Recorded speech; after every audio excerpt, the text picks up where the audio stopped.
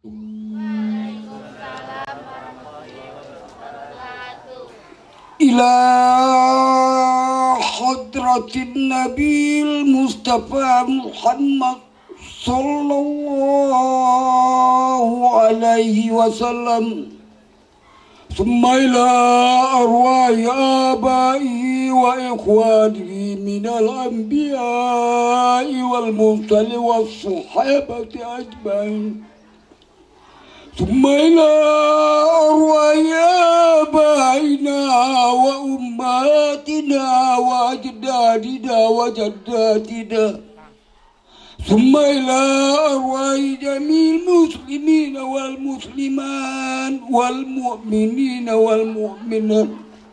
ثم خصوصا حاجات الفاتحة. أعوذ بالله من الشيطان الرجيم. بسم الله الرحمن الرحيم. الحمد لله رب العالمين.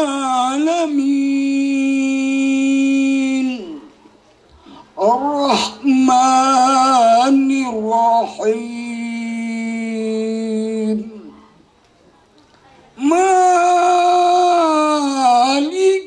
يوم الدين.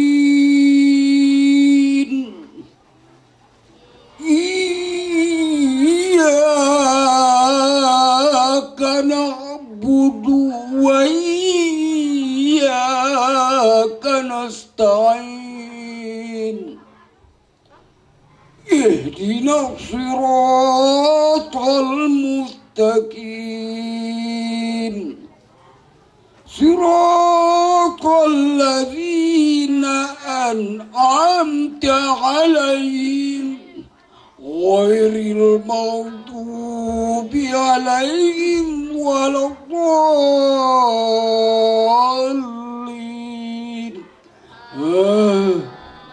Assalamualaikum warahmatullahi wabarakatuh. Yang ketiga yaitu pembacaan kalam ilahi yang dalam hal ini akan dibacakan oleh Ananda Azizatul Mardia Auliana. Kepada Ananda kami persilahkan.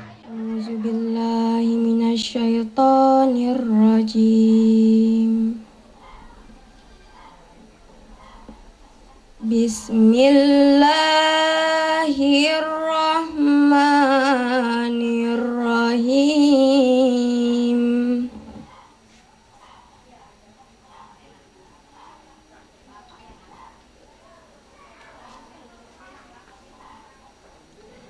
Subhanallazi asra bi abdihi lailam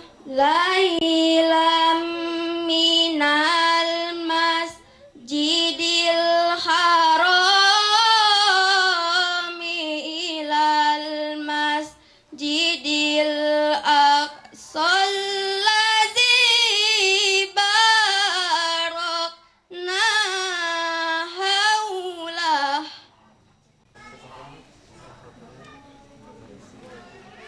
Alladzi barakna haulahu linuriyahu min ayatina.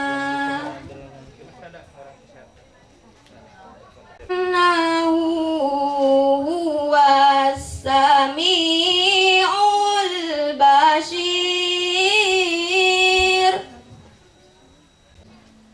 Wa atayna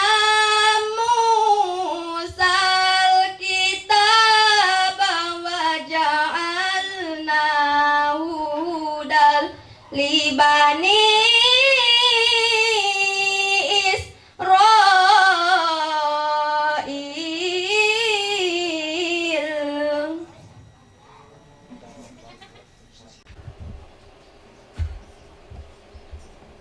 Israil. dzurriyyata man hamalna ma'a Nuh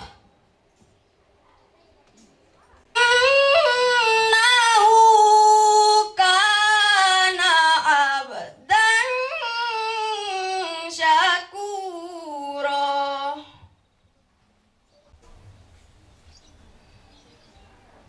Wa qadaina ila bani Israila fil kitab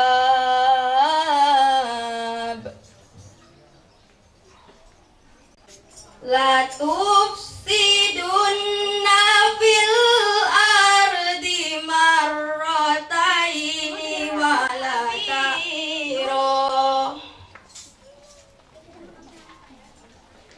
Sadaqallahul azim.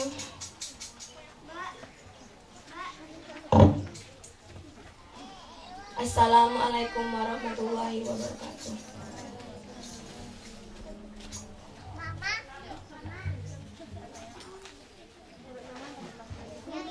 Dan kita semua yang mendengar mendapatkan rahmat dari Allah Subhanahu wa taala. Amin ya rabbal alamin.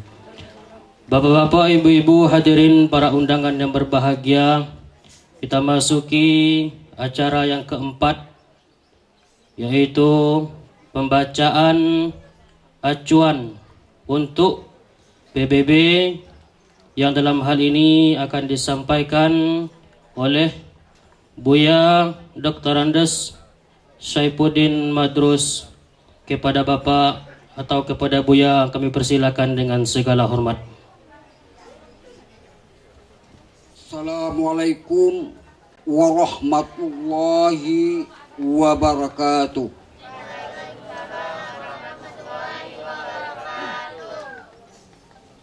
Bismillahirrahmanirrahim. Inna patahna laka fatham mubina. Perguruan Alam Sakti. Nomor istimewa perihal himbauan, seruan, mengingatkan, saran kepada yang terhormat Bapak Sekjen PBB Antonio Guterres di tempat.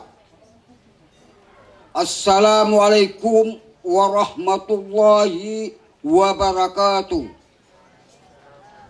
Salam sejahtera teruntuk penduduk di muka bumi. Hormat saya untuk seluruh manusia yang ada di muka bumi yang saya cintai. Hadirin dan hadirat yang berbahagia. Bismillahirrahmanirrahim.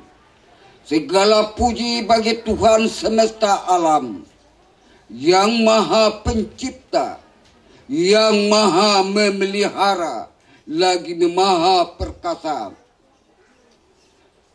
Selawat seiring salam teruntuk Nabi Muhammad sallallahu alaihi wasallam sebagai pembawa rahmat bagi sekalian alam. Terlebih dahulu, izinkanlah saya memperkenalkan diri sebagai berikut. Nama Dr. Andes Syaifuddin, penyandang Muhammad Patah. Tempat lahir Desa Sebukar, Kecamatan Setinjau Laut, Kap Kerinci, Provinsi Jambi, Indonesia. Tanggal lahir Sebukar 25 September 1964. Agama Islam. Pekerjaan pembina perguruan Alam Sakti. Alamat sekarang Jalan Sri Kandi, Komplek Aura Bimantara 5, nomor 82, RT 68, Kelurahan Kendali Besar, Kecamatan Alam Barajo, Kota Jambi, Indonesia. Dasar penyampaian ilmu laduni. Orang tua kandung sebagai berikut. Nama ayah Madruska bin Haji Abdullah Kali. Tempat lahir Desa Sebukar, Kecamatan Setinja Laut, Kap Kerinci, Provinsi Jambi, Indonesia. Agama Islam. Pekerjaan pensiunan pegawai negeri. Alamat sekarang Jalan Kendali Besar nomor 36 RT 15 Kelurahan Kendali Besar, Kecamatan Alam Barajo, Kota Jambi, Indonesia. Nama ibu Jaziah binti Bilal Nawi bin Abdul Karim almarhumah. Agama Islam. Wafat Sebukar 14 Juli 1974. Alamat Desa Sebukar, Kecamatan Setinja Laut, Kap Kabupaten Kerinci, Provinsi Jambi, Indonesia. Bapak Sekjen PBB yang saya hormati. Alam semesta telah diciptakan oleh Tuhan. Kemudian Tuhan menciptakan Adam alaihissalam sebagai khalifah di muka bumi yang dibekali dengan akal, hati, nafsu, lalu diperintahkan kepada malaikat dan iblis untuk sujud kepada Adam alaihissalam. Namun iblis tidak mau sujud sampai akhir zaman. Adam alaihissalam dan keturunan-keturunannya dalam menjalankan amanah Tuhan sebagai khalifah pemimpin di muka bumi berhadapan dengan dua alam, yaitu satu, alam sahadah adalah alam nyata yang dapat dilihat oleh mata manusia normal dan dapat juga diraba oleh tangan manusia secara terang-terangan. Alam gaib adalah alam yang tidak dapat dilihat oleh mata biasa, kecuali bagi penglihatan yang sudah terbuka hijabnya, seperti penglihatan ahli kasaf dan penglihatan orang yang sedang dalam proses kematian. Binatang dan termasuk juga beragam jenis mineral yang terkandung dalam perut bumi merupakan bahan sarana mewujudkan kesejahteraan dan kemakmuran umat manusia di atas dunia. Dewasa ini bahan sarana untuk mewujudkan kesejahteraan serta kemakmuran kehidupan manusia. Sudah ada yang beralih fungsi, malah menjadi pengancam ketentraman, kesejahteraan, dan kemakmuran, bahkan mengancam kehidupan jiwa manusia. Bapak Sekjen PBB yang saya cintai, pemimpin-pemimpin negara di dunia sedang dihadapkan dengan masalah besar, ujian besar, pekerjaan besar, dan pengorbanan biaya besar, membangun skala besar dalam mengantisipasi dan menyelesaikan serta mengamankan peristiwa besar yang terjadi di negaranya masing-masing. Dalam menyelesaikan dan mengatasi masalah yang muncul, pemimpin diuji kemampuan, keuletan, ketangguhan, dan ketabahan, serta kesabarannya. Peristiwa besar yang terjadi di berbagai belahan bumi memiliki efek samping, mempengaruhi terjadinya reaksi-reaksi potensi yang lain, seperti kebakaran, banjir bandang, gempa bumi, tanah longsor, badai tornado, badai salju, badai hujan, badai debu, badai pasir, badai angin, bahkan terjadi juga badai manusia, demonstrasi, pengungsian suaka politik, dan sebagainya. Sungguh banyak macam kebakaran yang terjadi, mulai dari kebakaran rumah, kebakaran tempat usaha, kebakaran pabrik, kebakaran gudang, kebakaran gedung bertingkat, sampai kepada kebakaran lahan perkebunan dan kebakaran hutan belantara. Tidak kalah penting, berkobar gelora emosional masyarakat yang disulut oleh api kemarahan dari jiwa manusia itu sendiri. Akibat luasnya kebakaran hutan di bumi bukan saja mengancam kelestarian lingkungan dan keindahan alam, bahkan juga mengancam kemusnahan binatang, hewan yang ada dalam hutan tersebut. Lebih dari itu, menimbulkan kekeringan di lapisan kulit bumi, menipisnya persediaan sumber air, munculnya debu-debu tanah, membuat tanah itu sendiri tandus, gersang, mudah retak, mudah longsor, dan mudah bergerak. Adapun yang dapat dirasakan langsung oleh masyarakat di sekitar tempat kebakaran tersebut adalah terjadinya polusi udara, munculnya bau tidak sedap, meningkatnya suhu panas, serta asap yang menghalangi jarak pandang, juga terganggunya pernapasan manusia dan makhluk hidup lainnya. Terbakar dan lenyapnya daun-daun tumbuhan berskala besar di bumi dapat berpengaruh terhadap naiknya gravitasi suhu udara, meningkatnya suhu panas bumi, dan naiknya suhu panas laut yang menghasilkan perubahan iklim.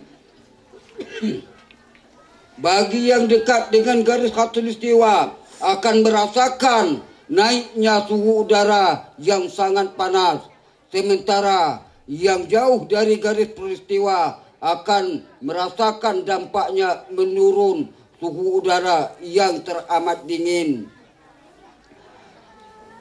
Mengingat kebakaran hutan di berbagai belahan bumi yang menghanguskan daun-daun tumbuhan berskala besar, mengakibatkan alam ini kehilangan filter yang menyerap karbohidrat dan mengeluarkan oksigen sebagai penyegar untuk menormalisasi dan menstabilkan iklim suhu udara dunia. Dengan hal tersebut, maka perguruan alam sakti PAS mengusulkan agar dipercepatkan penanaman, penghijauan, peremajaan, dan penyuburan hutan-hutan yang telah terbakar untuk mengantisipasi suhu udara di masa-masa mendatang. Naiknya suhu udara dan meningkatnya suhu panas bumi dapat memicu terjadinya peningkatan penguapan bumi, berpotensi juga untuk meningkatkan keaktifan gunung berapi, sehingga terjadinya ledakan dan letusan gunung tersebut. Di samping itu juga dapat menimbulkan ledakan bahan-bahan mineral yang ada dalam bumi sebagai penyebab terjadinya gempa bumi besar dan melebarnya kekosongan rongga lubang dalam bumi. Sangat amat berpotensi terjadinya longsor, pergerakan, pergeseran, dan ledakan dasar sebagai pemicu guncangan gempa bumi berskala Richter tinggi yang akan memusnahkan apa-apa yang ada di permukaan bumi, termasuk memusnahkan manusia dan makhluk hidup lainnya. Maka harapan perguruan alam sakti PAS agar dapat dikaji ulang dalam merumuskan perbaikan kerusakan dan mengisi kekosongan dan mengantisipasi bencana tersebut.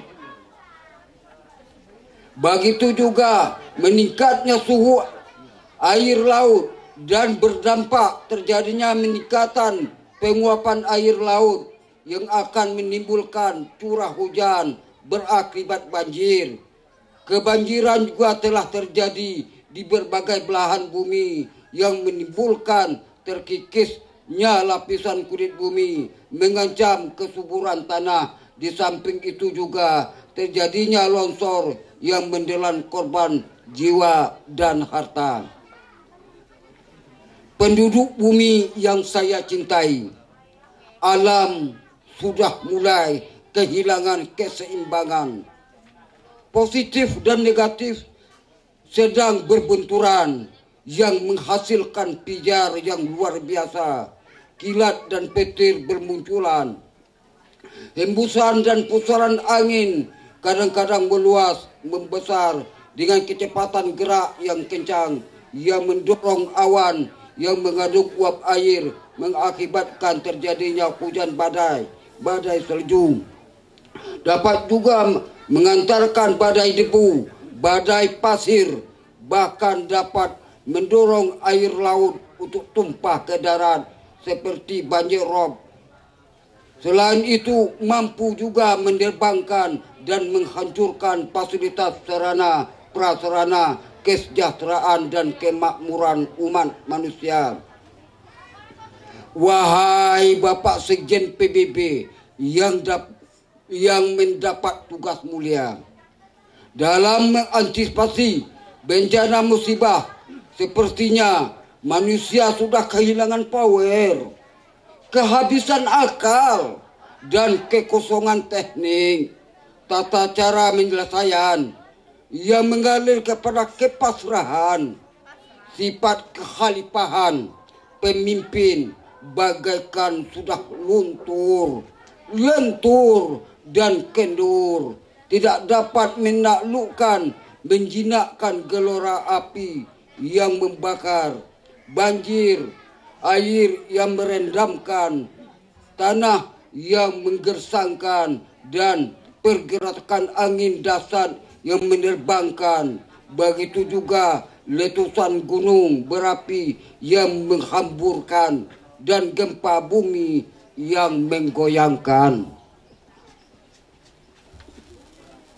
Alam yang menjadi sarana untuk mewujudkan kesejahteraan dan kemakmuran kehidupan manusia malah menjadi beralih fungsi sebagai pengancam, malapetaka, bencana bagi kehidupan manusia.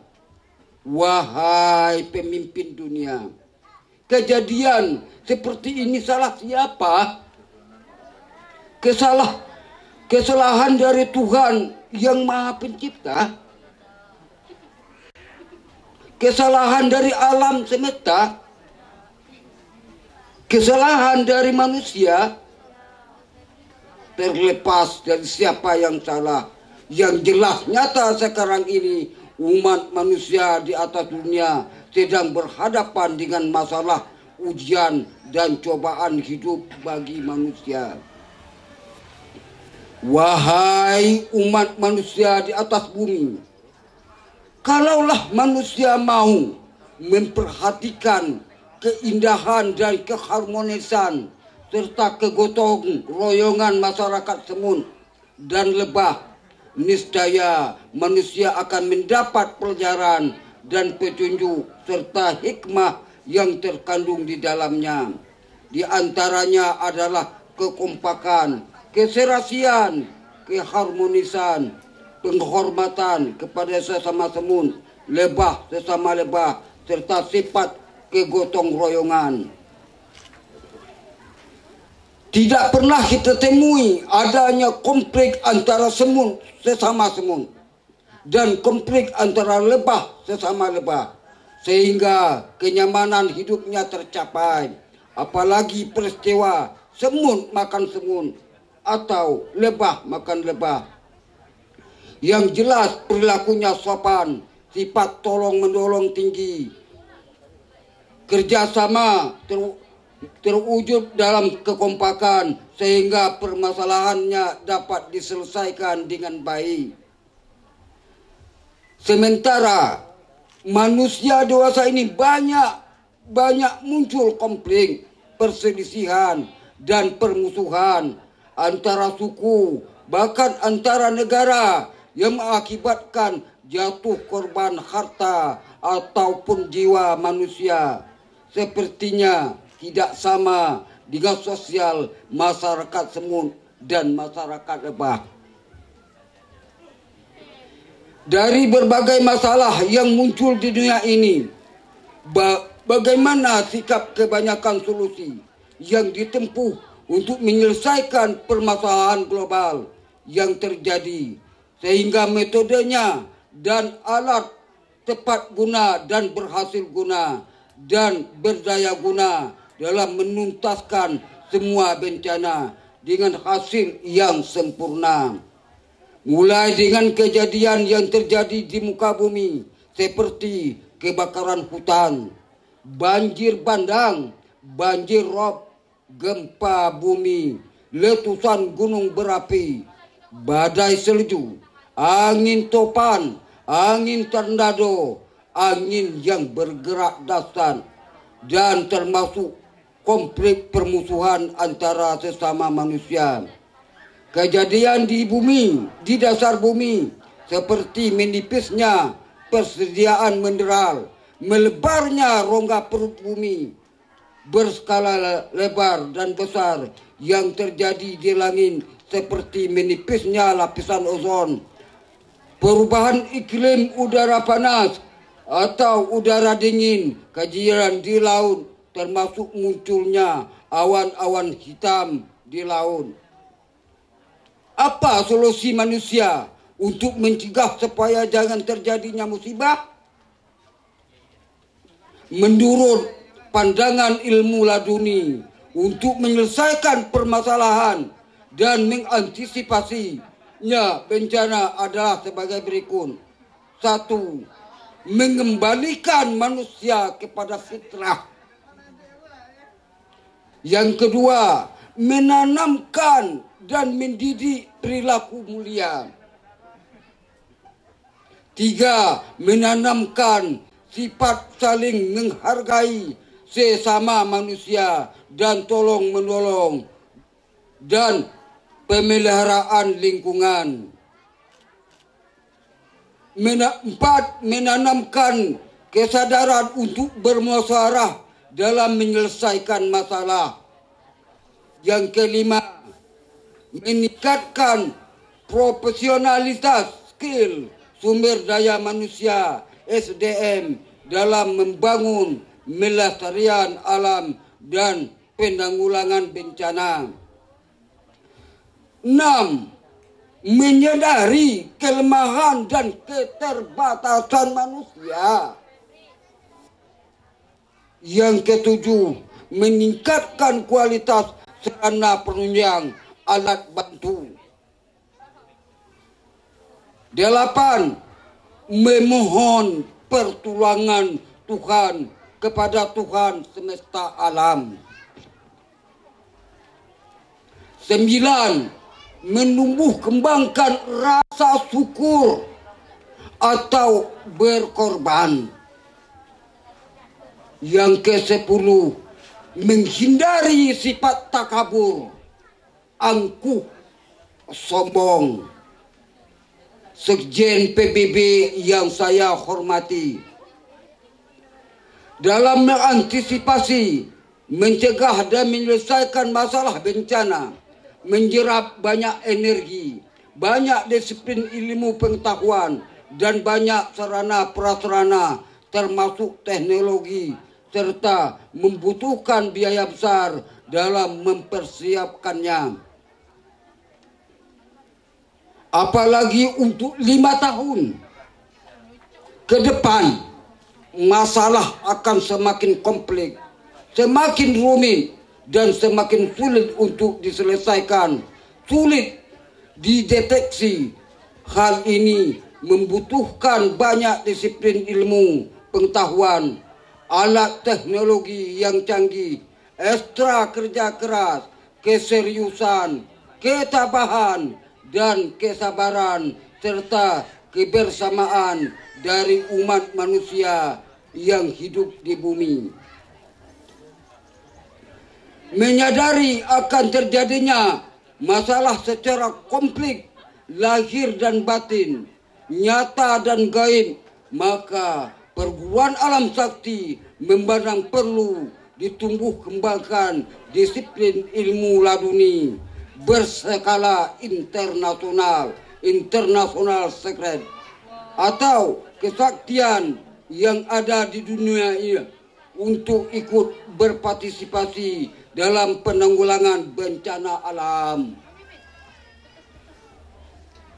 Energi alternatif seperti ini sudah ada dari dahulu kala, namun belum diorganisir secara profesional di tingkat internasional yang melibatkan kepala-kepala negara dan ahli-ahli kasau, ahli koromah, serta pewaris-pewaris kesaktian dunia paranormal. Hal ini saya sampaikan untuk menunaikan amanah sekaligus didorong oleh demonstrasi masyarakat yang menuntut perubahan iklim dan kelestarian alam. Para pewaris kesaktian dunia seperti ahli-ahli kasau, ahli koromah, paranormal, pawang-pawang, ahli pengobatan tradisional, dukun-dukun wanita yang akan melahirkan, para tabib, termasuk juga ahli urut, memiliki SDM yang tinggi.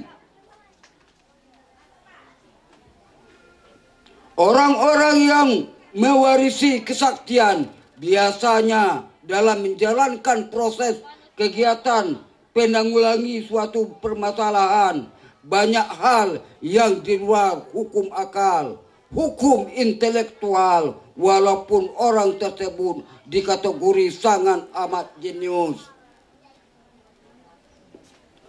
Membina manusia untuk mewarisi kesaktian tidaklah mudah, dalam arti kata membutuhkan tempat, wadah, dan membutuhkan waktu, ekstra kerja keras, membutuhkan konsentrasi, membutuhkan ketekunan, dan membutuhkan biaya besar, serta dilengkapi dengan sarana dan prasarana guna menjalankan ritual serta ibadah untuk mendekatkan diri dengan Tuhan semesta alam, guna mendukung terciptanya kenyamanan hidup di atas dunia, terhindar dari bencana dan musibah.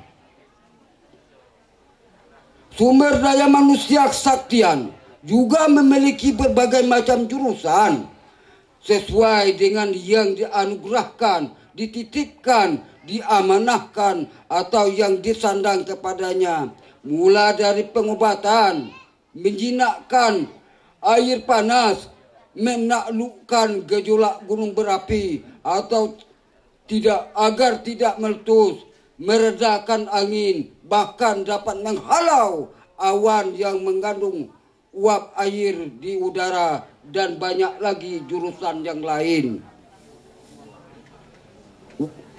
Wahai manusia yang ada di atas bumi, mari sama-sama kita menjaga lingkungan. Mari sama-sama kita melestarikan bumi. Mari sama-sama kita menjaga alam dari kerusakan. Wahai pewaris-pewaris kesaktian, mari sama-sama kita berdoa, bermohon kepada Tuhan semesta alam agar bencana dilenyapkan di atas bumi kita. Dari kebersamaan manusia di muka bumi, oleh kebersamaan manusia di muka bumi, untuk kebersamaan manusia di muka bumi, mari sama-sama kita jaga kelestarian alam ini. Kita beri nama dengan gerakan penyelamatan alam. Dalam mewujudkan kenyamanan, kesejahteraan, dan kemakmuran manusia di dunia, Bismillahirrahmanirrahim. Dengan menyebut nama Allah yang Maha Pemurah lagi Maha Penyayang. Inna patahna laka fatham mubina. Sesungguhnya kami telah memberikan kepadamu kemenangan yang nyata.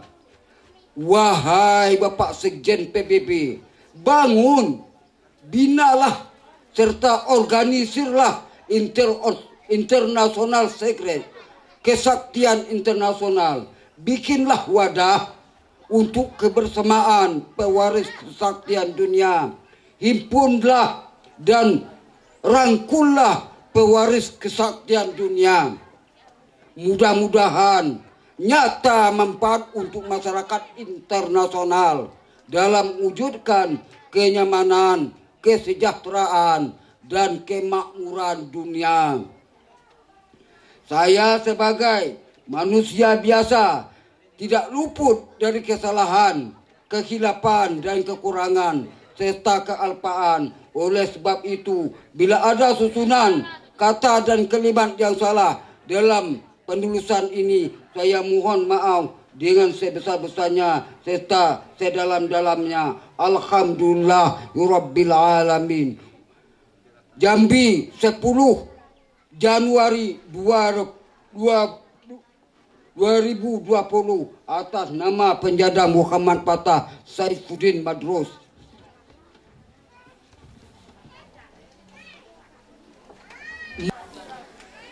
Pemimpin WHO, karyawan dan para peduli corona yang saya hargai,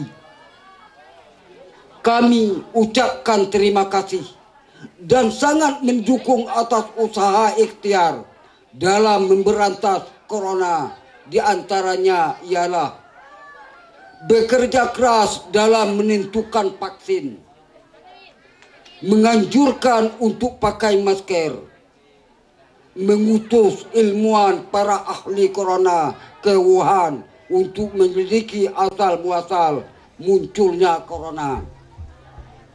Wahai pemimpin elit dunia, pernyataan dukungan kepada satria elit pemimpin negara sebagai pelopor mengumandangkan perang melawan corona. Pakai masker, jaga jarak. Wahai pemimpin yang berkeringat, wahai warga yang sadar, junjung dan amalkan amanat pemimpin yang mengikrarkan melawan corona. Pakai masker, jaga jarak, cuci tangan. Dalam realita nyata terjadi juga kompetisi antar ilmuwan elit vaksin menyiapkan anti corona dalam skala besar yang dimodali dengan anggaran biaya besar. Hebat kan? Pertandingan seru yang menggegerkan dunia. Perang manusia PS Corona. Manusia harus menyiapkan benteng kuat dan dapat menyelamatkan jiwa dan raga.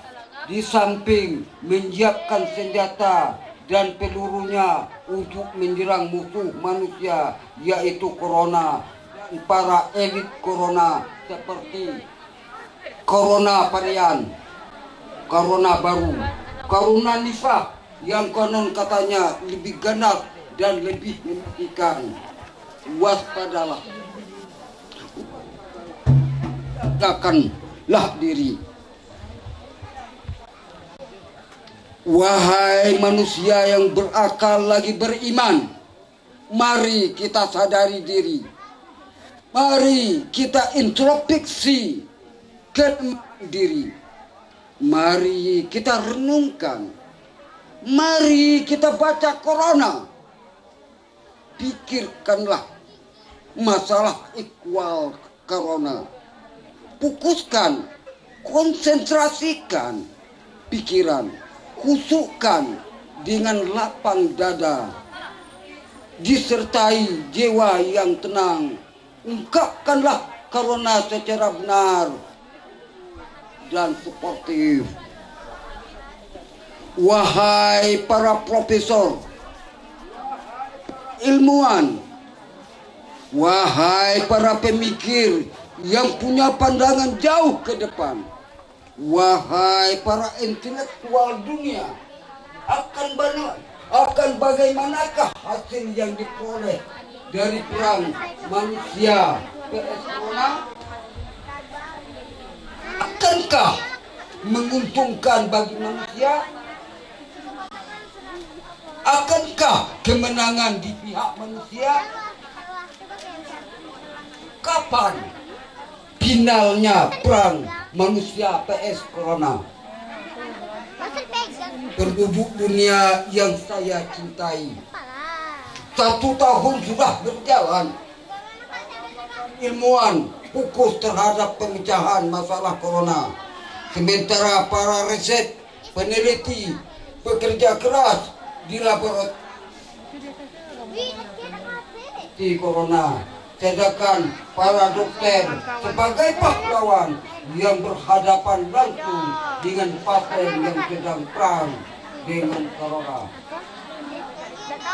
Yang tidak kalah penting, pemimpin negara-negara di dunia menggalang segala daya upaya seperti menggalang para dokter ahli corona, menggalang para perawat, mempersiapkan rumah sakit, mempersiapkan tempat isolasi, mempersiapkan alat-alat medis, mempersiapkan vaksin, mempersiapkan teknologi pendukung, termasuk mempersiapkan dana anggaran berskala besar untuk menyelamatkan manusia warganya dan menekan jumlah angka kematian.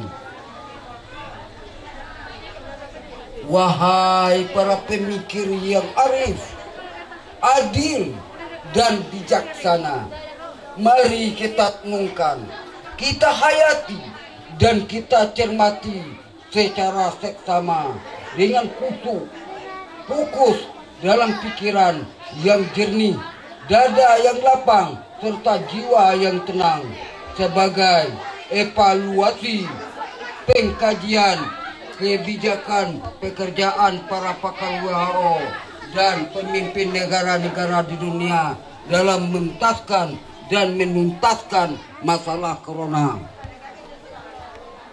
WHO telah mengutus para pakar ilmuwan ahli di bidang corona ke Wuhan guna menyelidiki asal-muasal corona.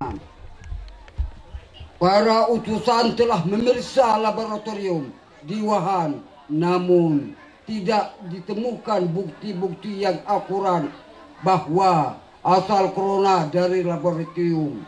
Maka muncullah praduga akal-akalan seperti kemungkinan berasal dari pasar pembelanjaan, kemungkinan dari kepala babi impor.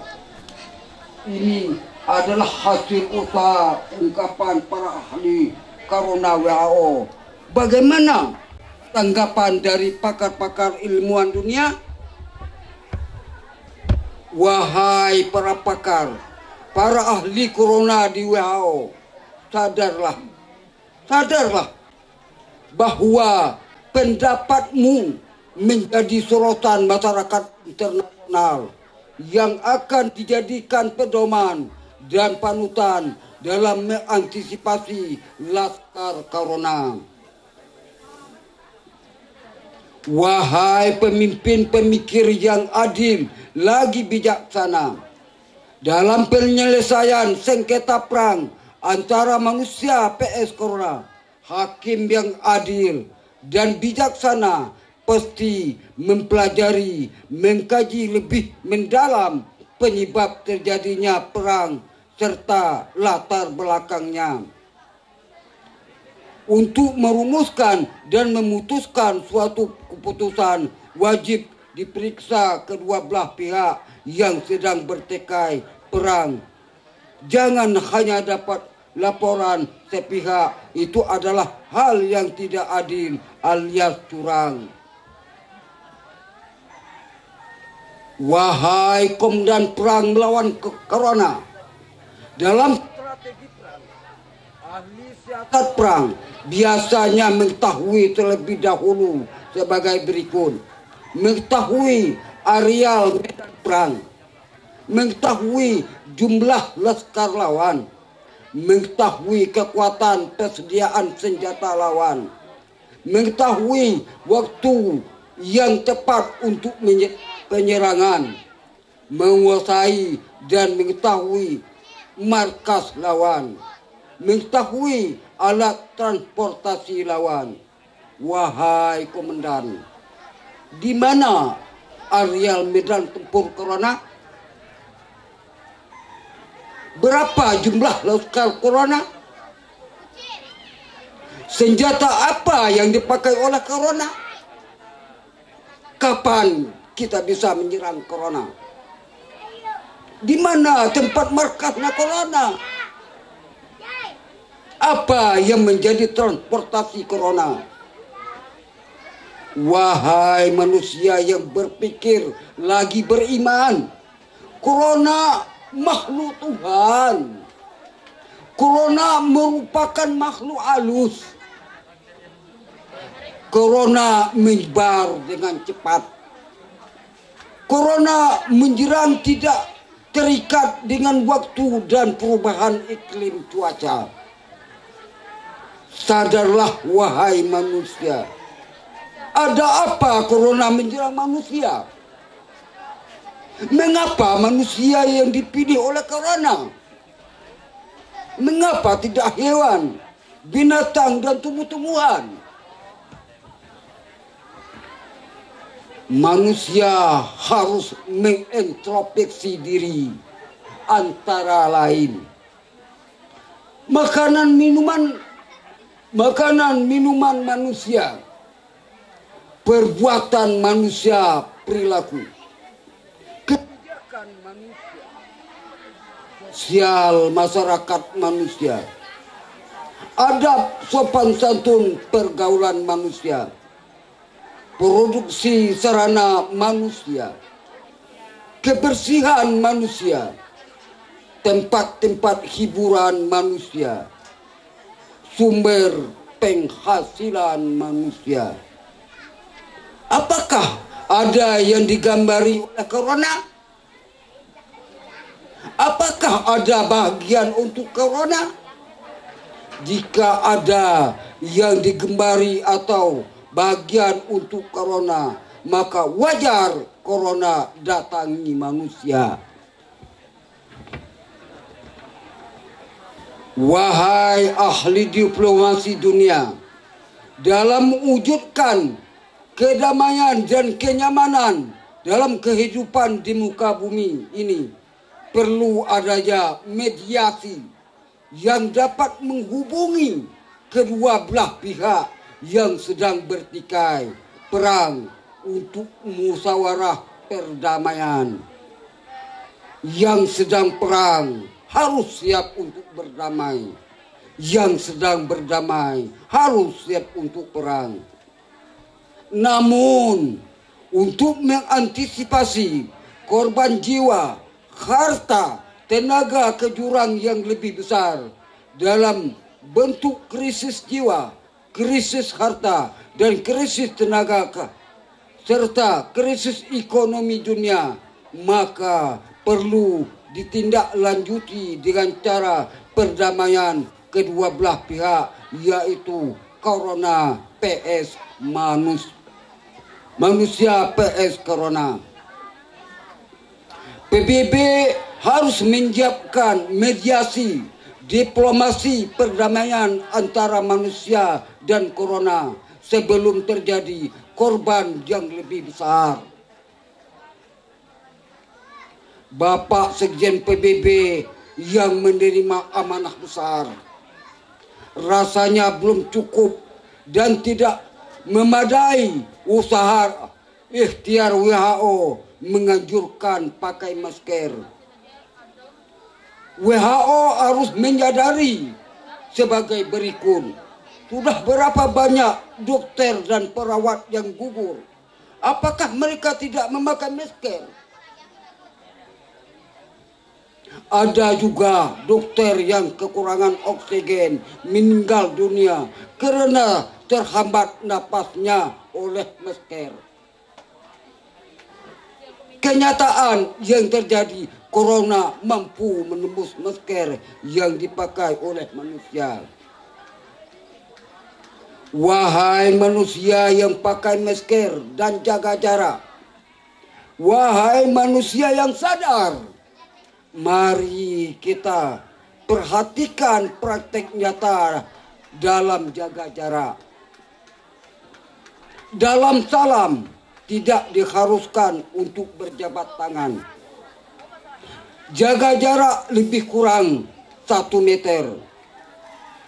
Diharuskan pakai masker.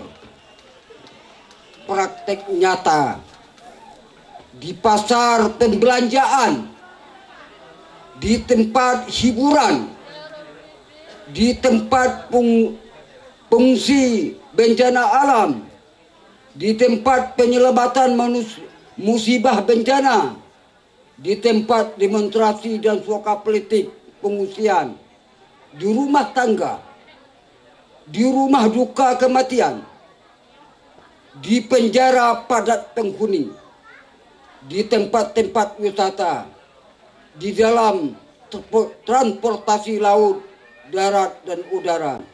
Cermatilah dengan baik dan benar, jujur, dan dalam berbicara dilaksanakan praktek jaga jarak. Apakah semua pakai masker? Ternyata diabaikan orang di tempat tersebut di atas. Yang lebih mengecewakan lagi adalah bila kedatangan tamu yang bertemu dengan teman lantas saling merangkul, juga bersentuhan muka. Ini adalah pelanggaran nyata dari praktek jaga jarak. Persentuhan, saling merangkul, saling menempel, muka dengan muka, hidung dengan hidung, mulut dengan mulut, yang bukan pada tempat semestinya, seperti bukan istri yang sah, bukan anak kandung, bukan saudara kandung, bukan orang tua kandung, bukan pembini satu keturunan, dan bukan juga suami istri yang sah. Bila terjadi persentuhan di luar semestinya, akan sangat suburlah corona pada suatu negara. Sadarlah, sadarlah, wahai manusia yang menjaga jarak, bahwa persentuhan seperti tersebut kontak langsung dengan napas orang yang saling merangkul. Wahai manusia yang menerapkan usaha mengatasi corona dengan metode pakai masker, jaga jarak, cuci tangan. Mari kita lihat praktek nyata yang terjadi pada diri manusia. Cuci tangan dengan air yang bersih, didukung dengan sabun antibakteri, sangat efektif untuk menjaga kebersihan dan memelihara kesehatan tangan dari kuman atau bakteri, virus yang membawa penyakit. Dipertanyakan kepada manusia yang punya tangan, berapa kalikah dalam satu hari, satu malam, atau dalam kurun waktu 24 jam tangan Anda menghampiri hidung dan mulut sebagai saluran pernapasanmu? Sedangkan tanganmu dituntut untuk bersih dan bebas dari kuman, bakteri, dan virus. Bagaimana dengan yang terdekat dengan saluran pernapasanmu? Seperti kotoran yang terdapat dalam rongga hidung, kotoran yang terdapat dalam rongga mulut, kotoran yang terdapat di muka, kotoran yang melekat pada kumis dan jenggot, bagi yang memelihara kumis dan jenggot. Kotoran yang hinggap pada rambut, kotoran yang menempel pada kuping, kotoran yang ada pada leher. Mengapa tidak diperlakukan seperti tangan? Ada apa hal sedemikian tidak dianjurkan? Jelas nyata anggota tersebut berdampingan langsung dengan saluran pernapasan Anda. Mengapa tidak ada anjuran dan instruksi untuk dicuci dengan air bersih yang disertai dengan anti kuman, antibakteri dan antivirus? Pada kesempatan ini, kami menganjurkan dan menyarankan sebagai berikut. Cuci dan bersihkanlah lubang hidungmu. Sikat gigi dan bersihkan rongga mulutmu. Sabun dan cucilah mukamu. Sabun dan cucilah kumis dan jenggotmu. Sampo dan cucilah rambutmu. Bersih dan cucilah kupingmu. Bersih dan cucilah lehermu. Bersih dan cucilah tanganmu, supaya adil kepada anggota badanmu. Bersih dan cucilah kakimu. Yang lebih indah lagi, sempurna adalah rajin-rajinlah mandi dan sabunlah dengan sabun anti kuman, bakteri dan virus. Pemimpin negara-negara dunia yang saya hormati, keputusan yang tepat guna, berhasil guna, nyaman dan diterima oleh masyarakat sebagai pedoman bersosialisasi di dalam pergaulan hidup bermasyarakat adalah tidak mudah dirumuskan oleh pemimpin suatu negara. Pemimpin harus memiliki kepekaan yang mendalam, berwawasan luas, pertimbangan yang matang, dan ekstra hati-hati dalam memutuskan suatu keputusan perundang-undangan atau peraturan pemerintah. Apalagi berhadapan dengan masalah berlawanan arah seperti masalah corona dan ekonomi. Masalah rasa takut dan desakan perut. Masalah ancaman corona dan aktivitas kerja. Bayangan maut dan bayangan kelaparan. Ketidaktepatan memutuskan suatu keputusan buat diterapkan kepada masyarakat akan bisa menimbulkan masalah baru seperti mengharuskan warga masyarakat tinggal di rumah sementara tidak mengkaji kemampuan ekonomi masyarakat dan mendalami ekonomi negara. Hal baru akan muncul seperti mengambil utang, penipuan, pencurian, perampokan, pemerasan, demonstrasi anti pemerintah dan anti pemimpin suatu negara, lain-lain untuk menutupi kebutuhan hidupnya. Di sisi lain, walaupun masyarakat tinggal di rumah, namun kenyataan yang terjadi seperti adanya klaster tanpa gejala, klaster lapas atau penjara, klaster keluarga, klaster penginapan. Apa solusi yang tepat dan efektif untuk mengatasi corona? Bersihkan diri, lahir dan batin. Dekatkan diri dengan Tuhan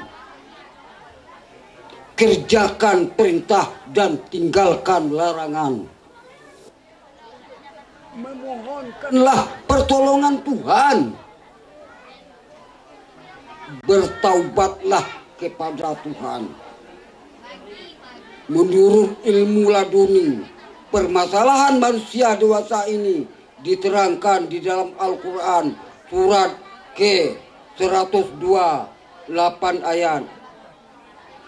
Alhaakumut takasur hatta zurtumul maqabir kalla sawfa ta'lamun summa kalla sawfa ta'lamun kalla law ta'lamuna ilmal yaqin la tarawunnal jahim summa la tarawunnaha ainal yaqin summa la tus'alunna yawma idzin 'anil naim. Bermegah-megah telah melalaikan kamu sampai kamu masuk ke dalam kubur. Sekali-kali tidak. Kelak kamu akan mengetahui apa akibat perbuatanmu itu. Kemudian sekali-kali tidak. Kelak kamu akan mengetahui. Sekali-kali tidak. Sekiranya kamu mengetahui dengan pasti, niscaya kamu benar-benar akan melihat neraka jahim. Kemudian kamu benar-benar akan melihatnya dengan mata kepala sendiri. Kemudian kamu benar-benar akan ditanya pada hari itu tentang kenikmatan yang megah di dunia ini. Bagaimana menimbulkan filter corona? Mudah-mudahan ada petunjuk pemecahan terhadap sesuatu masalah. Kami siap membantu bila benar-benar dibutuhkan WHO dengan catatan semua persyaratan dijunjung dan dipenuhi seperti persyaratan menimbulkan filter, biaya proses menimbulkan filter, biaya transportasi akomodasi, biaya hidup petugas, biaya hidup keluarga yang ditinggalkan, dan lain-lain. Agama dan bencana alam. Bapak Antonio Guterres yang saya banggakan. Salam dari Saifuddin, penjadang Muhammad Patah yang dimonsili di kota Jambi, Sumatera, Indonesia. Teruntuk Sekjen PBB beserta para staf pelaksana amanah negara-negara di dunia.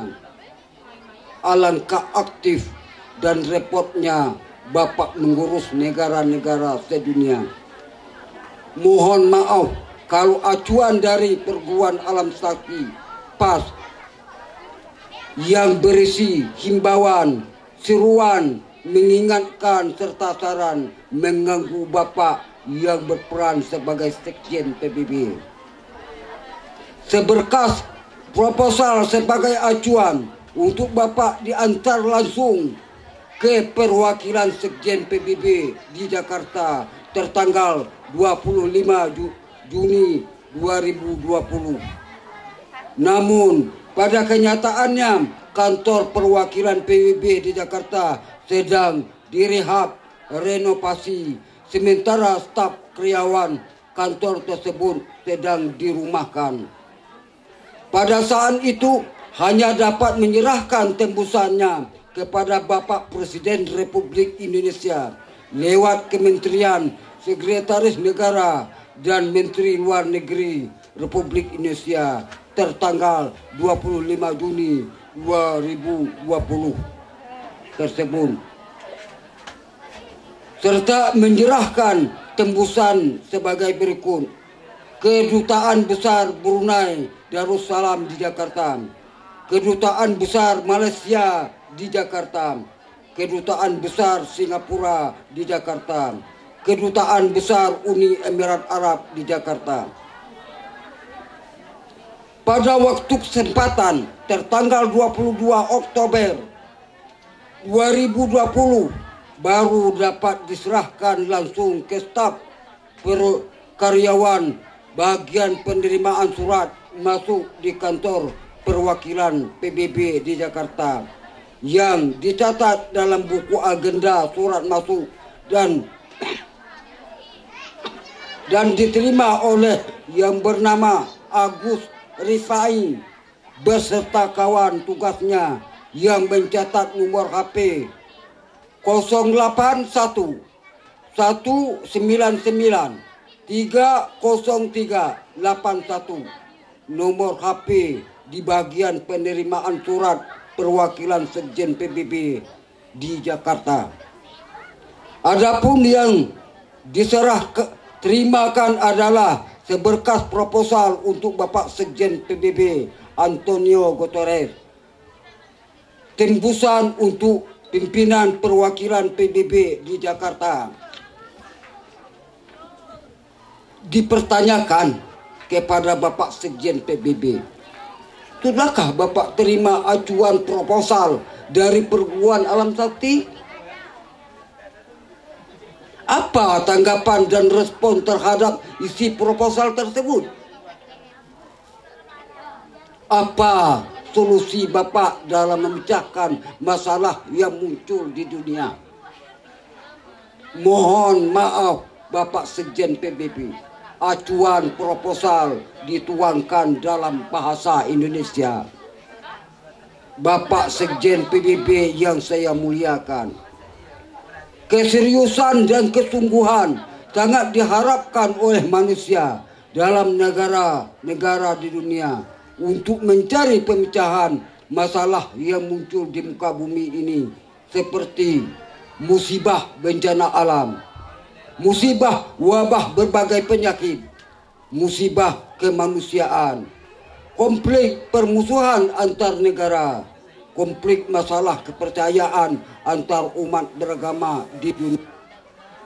Wahai Bapak Sekjen PBB, mengapa musibah bencana harus terjadi di dunia? Mengapa manusia tidak saling menghargai? Apa solusi masalah kepercayaan antar umat beragama? Apa yang harus perbuat? Apa penyebab hal tersebut terjadi? Bagaimana penyelesaian masalah? Bagaimana meredakan? Mari kita cermati, hayati, kita pikirkan secara seksama bahwa musibah bencana bala petaka yang terjadi di muka bumi ini disebabkan oleh nikmat Tuhan yang dikupurkan manusia, menimbulkan murka Tuhan semesta alam. Nikmat Tuhan yang dikupurkan manusia membuahkan murka Tuhan semesta alam. Tuhan telah menaburkan nikmatnya di muka bumi untuk membahagiakan, memakmurkan dan mensejahterakan penduduk bumi agar manusia bersyukur. Namun kenyataannya banyak manusia yang kufur nikmat, sombong, angkuh, lagi takabur. Musibah, bencana dan malapetaka yang terjadi di bumi tak tersapihkan, tidak bisa dibendung. Sementara teknologi canggih ciptaan manusia yang dibanggakan tinggal diam di tempat, tidak bisa menahan laju gerakan musibah bencana alam seperti gerakan angin yang dahsyat, badai salju yang terkucur, hujan angin serta kilat dan petir, api besar yang sedang membakar serta menghanguskan, gunung berapi yang sedang aktif, gunung berapi yang sedang meletus, gerakan gempa bumi, pergerakan tanah, perubahan suhu udara, tingginya gelombang di laut, air laut tumpah ke darat, pergerakan banjir bandang, menahan longsor dan erosi, meredakan emosi masyarakat. Wahai para pemimpin dunia, musibah yang terjadi di bumi ini bukan sekedar bencana dan fenomena alam, akan tetapi merupakan penghinaan dari alam kepada manusia, terutama kepada pemimpin yang berperan sebagai khalifah di muka bumi. Bencana alam terjadi di mana-mana. Bermacam ragam bencana alam terjadi di dunia ini yang mengancam kenyamanan, kemakmuran dan kesejahteraan, bahkan mengancam keselamatan jiwa manusia itu sendiri. Sebagai ujian berat bagi pemimpin, terutama bagi pemimpin dunia yang sedang berkedudukan sebagai sekjen PBB. Atas kejadian musibah bencana malapetaka yang bertubi-tubi tidak kunjung berhenti, bisa pemimpin akan menjadi frustasi, kehabisan akal, kehabisan tenaga, kekosongan teori, kehabisan anggaran biaya yang akan mengalir pada pengunduran diri dari jabatan yang ditempatinya. Melihat secara nyata peristiwa global yang terjadi di dunia menuntut perbaikan perubahan sikap, adab, perilaku manusia untuk meredakan kemurkaan Tuhan. Kata Kupurneman, sombong, angkuh lagi takabur, sangat perlu dipahami, dihayati, buat pedoman perubahan, memperindah hubungan manusia dengan manusia, manusia dengan alam, dan manusia dengan Tuhannya, untuk mengkaji, meneliti, sekaligus mendalami pengertian kufur, nikmat, sombong, angkuh, dan takabur yang dimaksudkan di sini.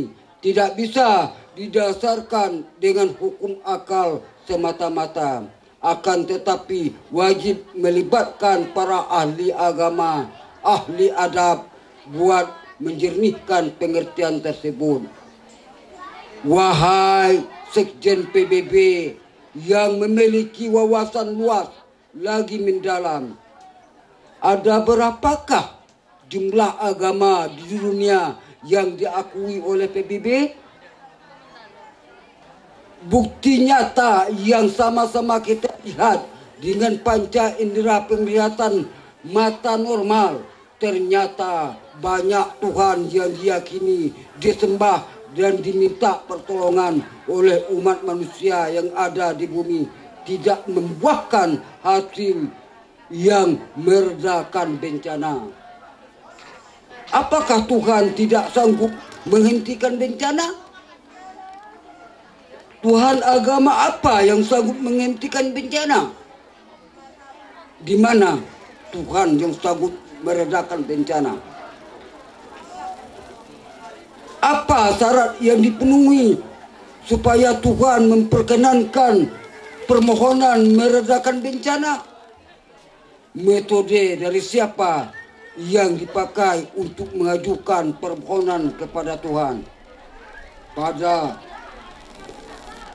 satu sisi, pemilu umat suatu agama yang ada di dunia ini saling mempertahankan konsep kitab sucinya sebagai sumber dasar petunjuk dalam beribadah, menjalankan ritual kepada Tuhan yang diyakini dan yang dipercayainya.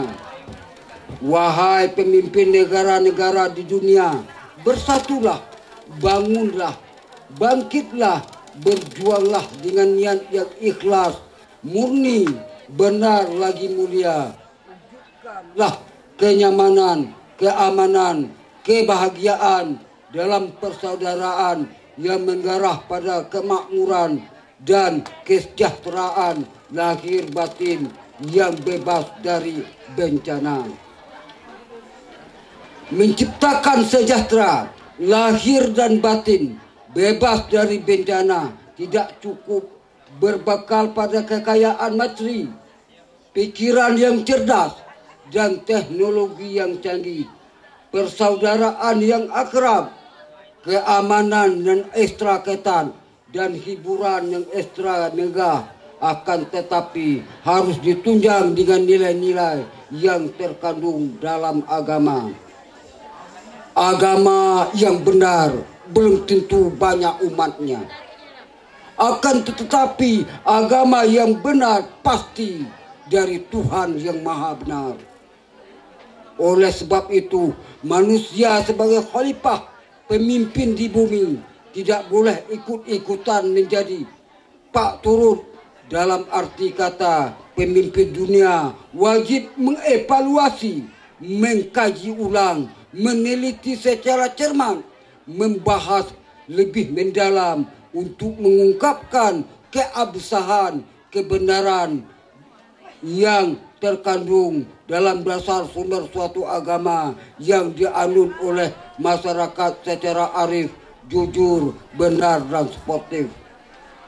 Hasil dari kajian, pembahasan berbagai sumber agama, kitab suci yang ada di dunia, ditentukanlah dan ditetapkanlah dengan pasti mana di antara kitab yang paling sempurna isinya, yang paling layak untuk menjadi pedoman dalam menyelamatkan umat manusia, alam semesta, dan bebas dari bencana. Kitab yang paling tepat dan sempurna dijadikan pedoman manusia sekaligus disahkan oleh PBB sebagai petunjuk meraih kemenangan, kesejahteraan lahir batin bebas dari bencana musibah. Peresmian pengesahan disiarkan langsung ke seluruh penjuru dunia lewat media elektronik. Adapun jalan alternatif dan kebijakan alternatif yang ditempuh guna menentukan kitab yang tepat dan sempurna sebagai pedoman hidup manusia, maka pemimpin dunia harus mengambil inisiatif antara lain: 1. Menyiapkan pakar ahli ilmuwan pencinta kebenaran yang berani berkata jujur, transparan, sportif, dan tidak terpengaruh oleh siapapun. 2. Menyiapkan pakar ahli agama yang diakui oleh PBB, menguasai dan mengetahui isi kandungan agama yang dianutnya, sekaligus mengetahui asal mula agama dan perjalanan dalam menjawab tantangan permasalahan dari masa ke masa. 3. Menyiapkan ahli kebatinan dari berbagai agama yang mampu menyelusuri, menyelami, mengungkapkan nilai-nilai batin yang terkandung dalam kitab agama yang dianutnya. 4. Bahaslah dengan sempurna dan menyeluruh isi kandungan kitab dari satu persatu agama yang diakui oleh PBB. Berikanlah kesempatan beribadah atau ritual bertata doa sebagai pembuktian nyata dalam mencegah terjadinya bencana alam kepada masing-masing agama di dunia. Agama paling tepat, sempurna, yang dapat membuktikan secara nyata dalam meredakan bencana alam di bumi itu. Itulah agama yang benar yang perlu ditumbuh kembangkan. Gencarnya bencana alam dan konflik kepercayaan antar umat beragama menuntut tindakan kebijakan PBB sebagai pelopor dalam menyelesaikan hal tersebut.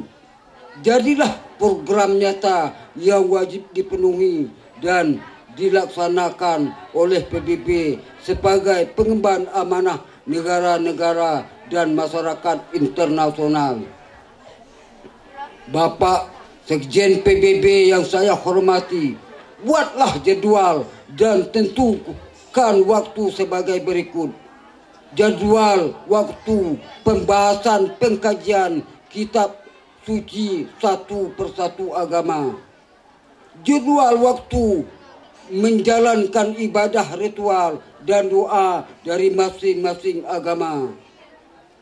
Memberikan masa tenggang waktu setelah ibadah ritual dan doa dilaksanakan guna melihat bukti nyata redanya bencana alam.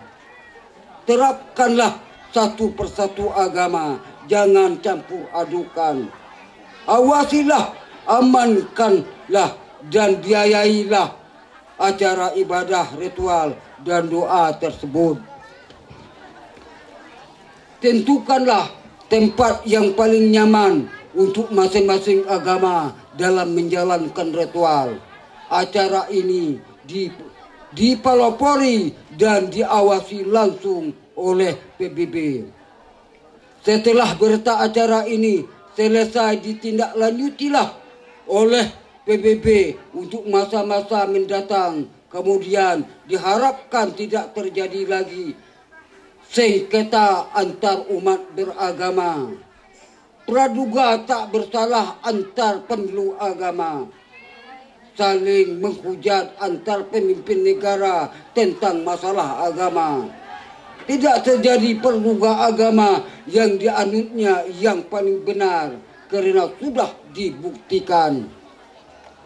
Buktikanlah secara nyata, wahai Sekjen PBB.